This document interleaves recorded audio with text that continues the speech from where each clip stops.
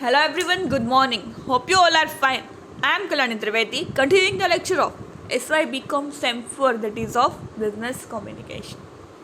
We are at the fourth topic of our textbook, that is Practical Letter Writing. In that chapter we have two types of letter, that is letter of complaint and letter of adjustment. We are discussing the letter of complaints. કયા કયા પ્રકારના complain letter હોય છે? તો late delivery of goods, second is receipt of defective goods, third is receipt of damage goods, fourth is shortage in goods, fifth is receipt of wrong goods, inferior quality of goods, and seventh is misbehavior of an employee. Adjustment letter કયા પ્રકારના હોય છે એમાં જોયું આપણે. The customer is always right, fair claim, fair adjustment, and the customer is always wrong.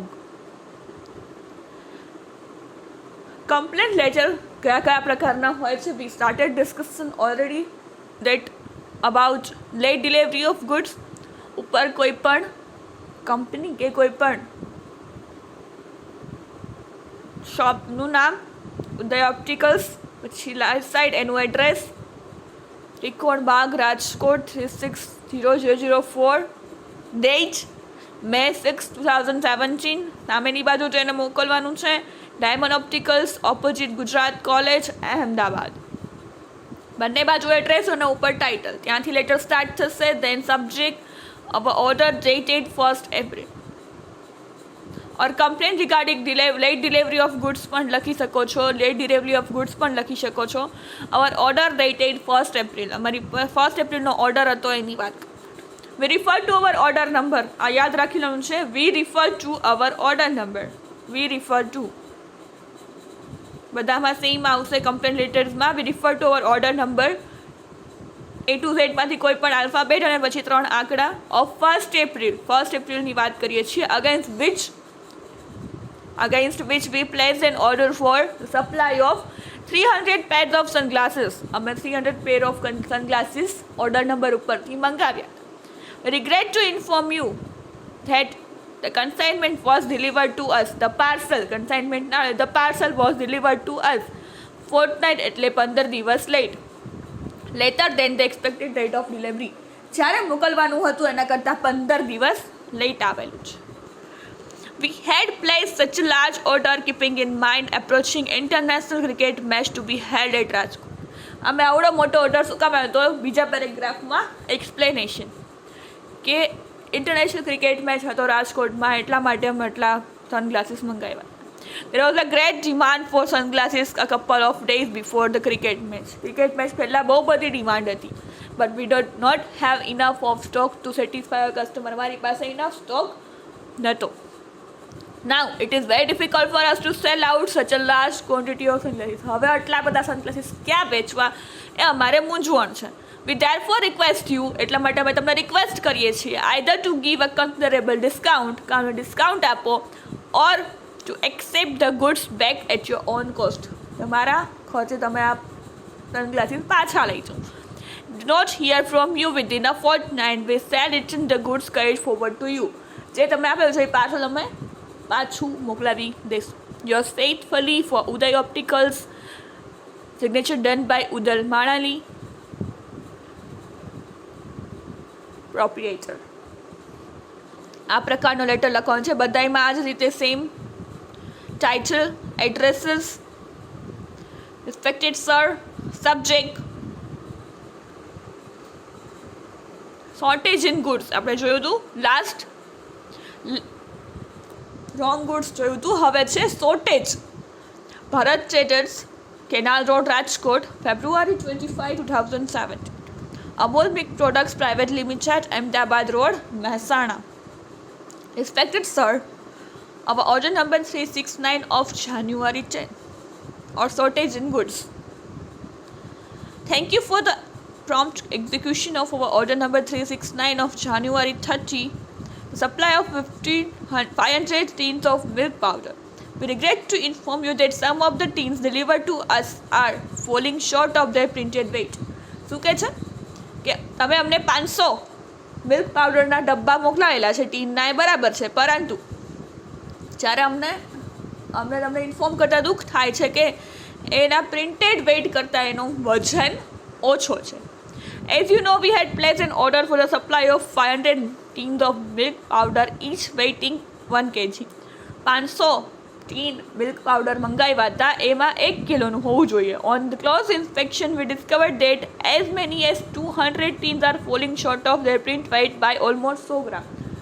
200માં 100 ગ્રામ ઓછું છે, એટલે 900 ગ્રામ આવેલું છે. 200 ટીન એવા છે જેમાં વજન ઓછું છે. This consignment was supposed to be sent abroad. આને તો અમારે વિદેશ મોકલવા હતા. Such teams falling short of their printed weight can not be sent to a foreign client. Foreign client નવું ઓછા વજનવાળું પાર્સલ ન મોકલી શકાય. We therefore request you, એટલે અમે રિક્વેસ્ટ કરીએ છીએ કે replace these teams by new ones having proper weight. સરખું વજન કરી અને અમને પાછા નવા ડબ્બા મોકલાવો. We think each tin should be properly weighed before it's packed. Pack કરો એ પહેલાં તમે છે ને ચકાસી લેજો કે પ્રોપર વજન છે કે નહીં. Yours faithfully for Bharat Traders, signature done by S.K. Trivedi, partner. આ રીતે લેટર્સ લખવાનો છે. પહેલાં title, again the last letter of complaint, that is complaint regarding misbehavior of an employee. આ ઘણી વખત પૂછાય છે, misbehavior of an employee. Starlight Industries, 23 Vatwa GIDC, Ahmedabad, March 15, 2017. સામેવાનું address unique traders, 3 Dhananjay complex, Navrangpura, Ahmedabad. Respected sir, misbehaviour subject છે, misbehaviour of a employee. I had come to see you in your office last Monday. Office visit કરવા ગયા હોય ને misbehave કર્યું હોય. At 5:45 PM by prior appointment. અપોઇન્ટમેન્ટના ચોક્કસ ટાઈમે office આવ્યો હતો. But I regret to state that my visit to the office was not a pleasant one. Not at all. શું કહે છે, મારી મુલાકાત તમારી ઓફિસે જરાય સુખદ રહી નથી, એટલે મને ખરાબ અનુભવ થયો છે.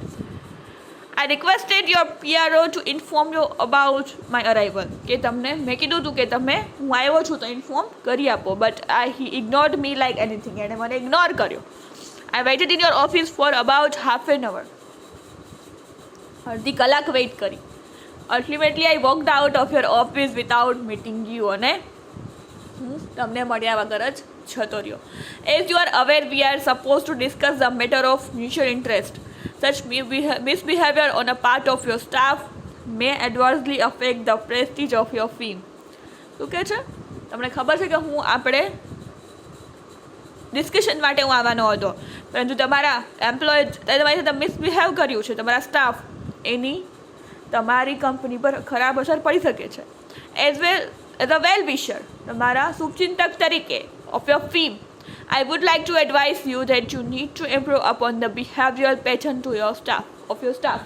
તમારા સ્ટાફની વર્તણૂક સુધારવાની પદ્ધતિમાં કંઈક સુધારો કરો, અધરવાઇઝ તમારી કંપનીનું નામ ખરાબ થશે. Yours faithfully, Starlight Industries, signature done by J.H. Parikh, partner.